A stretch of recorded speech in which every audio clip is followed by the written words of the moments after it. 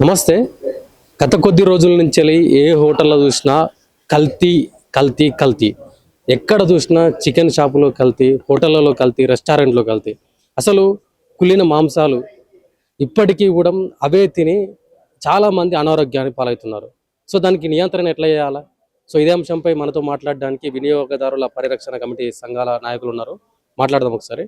Sir, ఈ మధ్య కాలంలో ఎక్కడ చూసినా కల్తీ ఆహారాలు, దానివల్ల ప్రజలకు పెద్ద ఎత్తున ఆరోగ్య సమస్యలు. ఏంటి అసలు దీనివల్ల ఏం జరగబోతుంది? కల్తీలు గతం కంటే కూడా ఈ రోజుల్లో ఇప్పుడున్న పరిస్థితుల్లో రోజు రోజుకి పెరిగిపోతున్నటువంటి మాట అది వాస్తవమే. మాంసము ఎక్కడ చూసినా కూడా కుళ్ళిపోయిన మాంసము, నిల్వ చేసిన మాంసమే దాదాపు అన్ని హోటల్స్కి సప్లై చేయడం అనేది జరుగుతుంది. దాని మీద నిఘా లేదు. నిఘా పెడితే అంటే తనిఖీలు చేస్తే దొరుకుతున్నాయి, తనిఖీ చేయకపోతే దొరకదు. రోజు తనిఖీ చేసినా కూడా దొరుకుతాయి, అందులో సందేహం ఏం లేదు. తప్పనిసరిగా పాలు ఉత్పత్తి ఎంత ఉన్నది, వినియోగం ఎంత ఉంది. ఈరోజు కేవలము 20,000 లీటర్లు ఒక జిల్లాకు సగటున ఉత్పత్తి జరిగితే వినియోగం ఒక రోజుకు 1,00,000 లీటర్ల పాలు వినియోగం జరుగుతుంది. ఒక జిల్లాకు చెప్తున్నా నేను. మరి 33 జిల్లాలకు వినియోగం ఎంత, ఉత్పత్తి ఎంత జరుగుతుంది? అదే ఇప్పుడు హైదరాబాద్ లాంటి ఆ పట్టణాలలో ఇక్కడ ఉన్నటువంటి ప్రైవేటు కళాశాలలు, కార్పొరేట్ కళాశాలలు విద్యార్థులు ఎంతమంది చదువుతున్నారు? కొన్ని వేలమా కాదు, 5 లక్షల మంది కనీసం చదవచ్చు. 5 లక్షల మందికి రోజు పాలు పెరుగు కావాలంటే పాలు కావాలి. ఈ 5 లక్షల మందికి రోజు పాలు సరఫరా ఎక్కడి నుండి వస్తున్నాయి? అసలు బర్రెలు ఎక్కడున్నాయి? ఉత్పత్తి ఎక్కడ జరుగుతుంది? కల్తీ పాలే అంటారా? కృత్రిమంగా తయారు చేస్తున్నటువంటి పాలు, కృత్రిమంగా తయారు చేసే పాలు కల్తీనే ఉంటాయి. ఎందుకంటే ఉత్పత్తి చేయడం వాళ్ళు అనొచ్చు పౌడర్ తోటి చేస్తాం లేదా ఇంకోదని, అది పాలు లాగా ఉండడానికి ఆ చిక్కదనం కోసం తప్పనిసరిగా వాళ్ళు యూరియా కలుపుతున్నారు. అది ఖచ్చితంగా అది కలపకపోతే వాళ్ళు ఏది వాడినా కూడా పాలలాగా చిక్కగా ఉండదు. కాబట్టి ఖచ్చితంగా యూరియా కల్తీ జరుగుతుంది. ఇట్లా కల్తీ కలిపితే ప్రజల ఆరోగ్యం దెబ్బతింటుంది కదా. మరి ప్రజల ఆరోగ్యం దెబ్బతినేటట్లు వాళ్ళు చేయగలుగుతారు? ప్రజల ఆరోగ్యం తింటున్న మాట వాస్తవము. అందుకే హాస్పిటల్ పెరుగుతున్నాయి, కార్పొరేట్ హాస్పిటల్ రోజు రోజుకు పెరిగిపోతున్నాయి. ఈ రోజు మనము కాలేజీలు ఎన్నున్నాయి, కార్పొరేట్ హాస్పిటల్ కూడా అట్లనే అదే విధంగా రోజు రోజుకి పెరిగిపోతున్నాయి. చదువుకోవడానికి అది అవసరం, కానీ ఈ హాస్పిటల్ ఇంత అవకాశం వాళ్ళకు ఉందన్న సంగతి వాళ్ళకే తెలుసు. అందుకే ప్రభుత్వం కార్పొరేట్ హాస్పిటల్ ప్రోత్సహిస్తుంది. ఈ రోజు క్యాన్సర్ హాస్పిటల్ జిల్లా కేంద్రాల్లో కూడా 2-3 హాస్పిటల్ వచ్చినాయంటే, ఒకప్పుడు రాష్ట్రంలోనో లేకపోతే దేశంలో ఎక్కడో క్యాన్సర్ హాస్పిటల్ ఒకటే ఉండేది. అట్లాంటిది జిల్లా కేంద్రాల్లో కూడా 4-5 హాస్పిటల్ ఈ రోజు ఉన్నటువంటి పరిస్థితి వచ్చింది. అంటే క్యాన్సర్ దేని వల్ల వస్తుంది? డాక్టర్లకు తెలుసు, సైంటిస్టులకు తెలుసు. ఆహార పదార్థాల్లో జరుగుతున్నటువంటి కల్తీ వల్లనే ఇవంతా కూడా జరుగుతున్నాయి అనేది ఒక నిర్ధారణ. తప్పనిసరిగా మిగతా కారణాలన్నీ ఒక ఎత్తు, కానీ ఆహార పదార్థాలు జరుగుతున్న కల్తీ వల్ల మాత్రమే క్యాన్సర్ ఎక్కువ అవుతుంది. ఖచ్చితంగా ప్రజల ఆరోగ్యం దెబ్బతింటుంది. అంటే హైదరాబాద్ అనేది పెద్ద మహానగరం, ఇక్కడ ఎన్నో హోటల్స్ ఉన్నాయి, రెస్టారెంట్స్ ఉన్నాయి. సో మనం ప్రతి హోటల్లో దాదాపుగా ఎక్కడో కాడ ఖచ్చితంగా కుళ్ళిపోయిన మాంసం కనిపిస్తుంది. సో ఇవన్నిటిని నియంత్రించాలంటే ఏం చేయాలి మరి? ప్రభుత్వము ప్రత్యేక విభాగం ఏర్పాటు చేయాలి. ప్రత్యేకంగా కమిషనర్ లేరు, ఫ్యామిలీ వెల్ఫేర్ కమిషనరే ఇప్పుడు దీనికి ఇన్ఛార్జ్ గా ఉన్నారు. మా డిమాండ్ ఏంటంటే దీనికోసం ప్రత్యేకంగా కమిషనర్ ని నియమించండి. ప్రత్యేకంగా ఒక డిపార్ట్మెంట్ పెడతామని ముఖ్యమంత్రి గారు ప్రకటించారు. అది చేయడం మంచిదే, దాన్ని అభినందిస్తున్నాం. కానీ ఖాళీలు ఉన్నాయి కదా. ఒక జిల్లాకి ఒక అధికారి ఉంటే జిల్లాలో ఉన్న హోటల్స్ అన్ని, మొత్తము రెస్టారెంట్లన్నీ, ఇన్ని ప్రైవేటు హాస్పిటల్స్ ఉన్నాయి, క్లౌడ్ కిచెన్స్ వచ్చినాయి, ఇవన్నీ తనిఖీ చేయడం అనేది సాధ్యపడేటువంటి విషయం కాదు అది. కాబట్టి ముందు ఖాళీగా ఉన్నటువంటి ఖాళీలను నియమించాలి. వెంటనే పూర్తి చేస్తే కొంతవరకు తనిఖీ కూడా నియంత్రించడానికి నిరంతర నిఘా ఉండాలి. అంటే ఎప్పుడో ఒకసారి వెళ్ళడం కాదు, ఖచ్చితంగా దాన్ని నెలకొక్కసారైనా ప్రతి రెస్టారెంట్ ని చూసేటువంటి విధంగా ప్రణాళిక చేస్తే మంచిది. అంటే కల్తీ ఆహారాలు తినడం వల్ల జనాలకు వచ్చే పెద్ద పెద్ద సమస్యలు ఏంటి? ప్రధానంగా ఆహార పదార్థాల్లో కల్తీ వల్ల మాత్రం క్యాన్సర్ వస్తుంది అన్నట్టు మనకు నిర్ధారణ అవుతుంది. ఈ చికెన్ సెంటర్లలో వాళ్ళు వాడుతున్నటువంటి పసుపు బదులు వాళ్ళు సింథటిక్ కలర్స్ వాడుతున్నారు. దానివల్ల ఖచ్చితంగా క్యాన్సర్ అయితే వచ్చే అవకాశం ఉంది.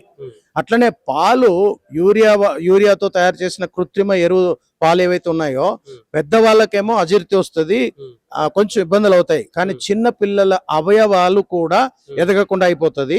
ఖచ్చితంగా మీరు గమనించండి, కొంతమంది పిల్లలు ఒబేసిటీ వచ్చేస్తుంది, ఆ కడుపు సైడ్కి వెళ్ళిపోతుంది, బాగా ఇదైపోతుంది. అవన్నీ కూడా చిన్న పిల్లలకు కల్తీ కల్తీ పాల వల్ల వచ్చేటువంటివి జరిగేటువంటి అవకాశం ఉంది, వచ్చే అవకాశం ఉంది. అంటే మీరేం చెప్తారు వినియోగదారుల పరిరక్షణ సంఘం తరపు నుంచి వెళ్ళి ఇక్కడ ఉన్న ప్రజలకు ఏం చెప్పదలుచుకున్నారు? మా డిమాండ్ ఒకటే, ప్రజలు కూడా అప్రమత్తంగా, వినియోగదారులు కూడా అప్రమత్తంగా ఉండాలి. ప్రభుత్వం దీని మీద శ్రద్ధ పెట్టాలి. ఇది ప్రజల ఆరోగ్యానికి సంబంధించిన విషయం కాబట్టి ఇందులో కాంప్రమైజ్ కాకూడదు. ఖచ్చితంగా నిరంతర నిఘా ఉండాలి, తనిఖీలు నిర్వహించాలి, ప్రత్యేక డిపార్ట్మెంట్ ఏర్పాటు చేయాలి.